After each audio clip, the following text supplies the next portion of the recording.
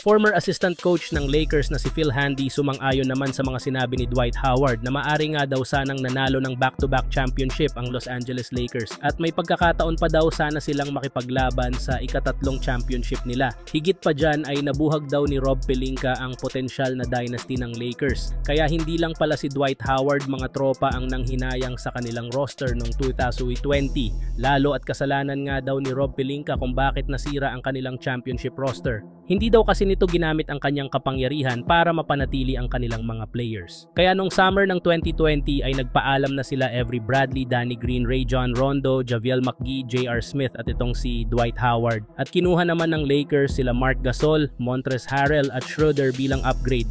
Pero imbes na maging contender ang team ng Lakers sa sumunod na season, ay nagtapos lang sila bilang pangpito sa Western Conference. Tinalo naman sila ng Phoenix Suns sa first round ng playoffs. Nabagamat nakarating ang Lakers noong 2023 sa West Finals ay hindi na naibalik ng Lakers ang dati nilang lakas sa kanilang team noong 2020. Pero kung napanatili lang sana ni Rob Pelinka ang kanilang championship roster ay malaki ang chance na nanalo sila ng back-to-back championship. Samantala dito na naman tayo sa ating sunod na pag-uusapan sa balitang pumapayag na nga na ang Portland Trail Blazers na kunin si Rui Hachimura. Kung meron man nga isang team ngayon sa Western Conference na inaasahang babagsak sa standing sa darating na bagong season, ito nga ay walang iba kundi ang Portland Trail Blazers. Since halos wala rin naman nga silang binago sa kanilang lineup ngayong off-season.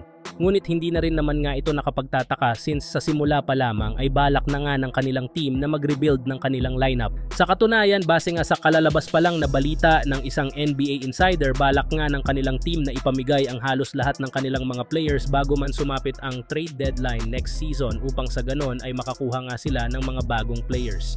At kabilang nga sa mga players na target nilang makuha ay si Rui Hachimura mula sa Los Angeles Lakers. Para nga sa inyong kalaman mga tropa, nag-average nga si Hachimura last season ng 13.6 points sa kanyang 42.2% shooting sa 3-point line na malaki ang maitutulong sa Portland Trail Blazers. Kaya dahil nga dyan ay malaki nga ang posibilidad na isa si Hachimura sa mga manlalaro na hihingiin ng Blazers mula sa Lakers kapag inalok na dito si Jerami Grant bago man sumapit ang trade deadline sa darating na Pebrero.